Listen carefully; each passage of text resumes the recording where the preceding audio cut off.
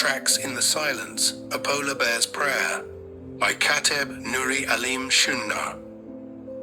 There are places on this earth where silence is not empty but holy. The Antarctic, icebound and breathless, is one such place. A land of ghosts and glittering whiteness, where the sun rolls instead of rises, where time stretches long, like the shadows of things long forgotten.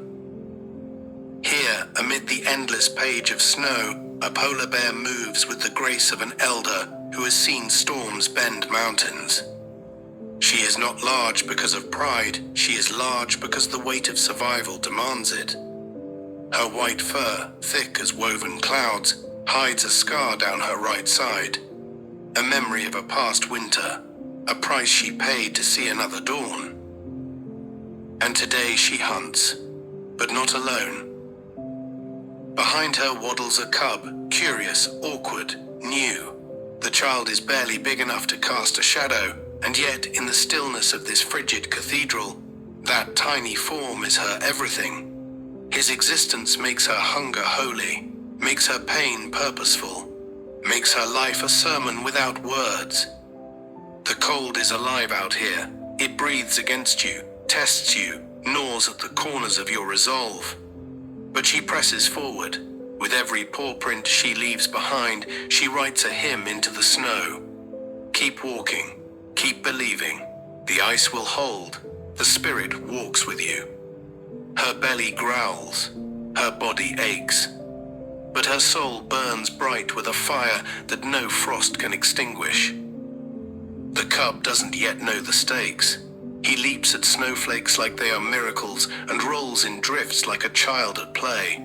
He does not see her eyes constantly scanning the horizon. He does not know that beneath the surface, the ocean pulses with life and danger. And then, like a whisper in the marrow, she feels it. A shift in the wind. A crack too subtle for ears, but not for instinct. She lowers her head and presses her ear to the ground, listening. Not with her body, but with something older, something spiritual. There, a seal, somewhere beneath, breathing through a hole in the ice. She turns to her cub, nudges him back and crouches low, waiting. She becomes stone. Stillness is survival. Stillness is surrender to the divine's design. Minutes pass, then more. Time thins, the cold deepens. Doubt could rise, but it doesn't. She doesn't question. She trusts. For her, doubt is an insult to the eternal rhythm she is part of. She is not separate from creation. She is woven into it. And suddenly it happens. The surface shifts. A black nose breaks the blue-white skin of the sea. In a blur of motion, she strikes. Ice cracks. Water flies. The struggle is brief. She is swift and exact, not cruel, not careless. The seal taken is not a victim, it is a sacrifice. The circle continues. She pulls the body from the hole and drags it to her cub. The little one eats, cheeks dusted in snow and red with life. His hunger is eased, his strength returns. The mother watches not to judge, but to remember. This is what love looks like when it costs everything. As they finish, a storm begins to roll in from the horizon, like a veil being drawn across the sky. She lifts her nose and reads the air like scripture. She knows time is short. They move again. But the ice now creaks beneath them. A fracture. A warning. The ground beneath is not always faithful. And isn't that just like life? Sometimes the very thing that carried you starts to split. Sometimes what felt solid becomes uncertain. Sometimes the only thing you can do is keep moving, even when you're afraid. As they run, the cub slips. The ice gives a little, water bubbling just beneath. The mother turns back fast, grabs the scruff of his neck, and lifts him not with panic, but with power. She carries him across the crack, sets him down, and licks his face gently. No words, just presence. She is a warrior cloaked in fur and patience. She is divine order wrapped in maternal muscle. She is what it means to love without condition. And now she stops at a ridge, overlooking an endless field of ice and stars. The storm passes above them, a slow dance of snow and wind.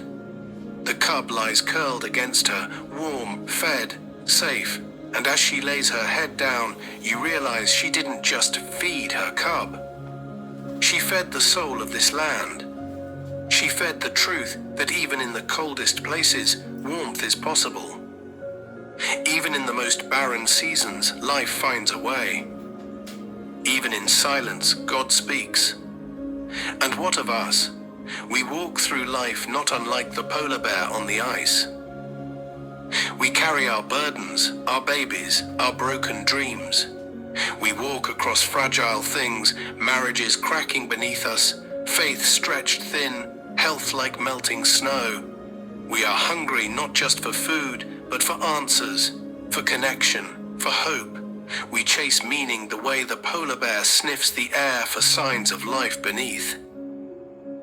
We think strength is noise, but the bear teaches us that strength is silence, stillness, listening, trusting.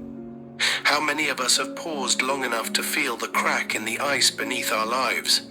How many of us have carried another even when we were starving? How many of us understand that real love costs? That faith is not proven in abundance, but in famine. The polar bear does not complain to the storm. She walks into it. She does not question the absence of food she searches. She does not abandon her child, she carries him. She does not rush the process, she waits for the seal. And so must we. There are seasons where God is quiet, not absent. There are storms where we must walk with eyes squinted and backs bent, but still walk. There are moments when you are the cub, trembling and slipping, and moments when you are the mother, lifting someone from the edge.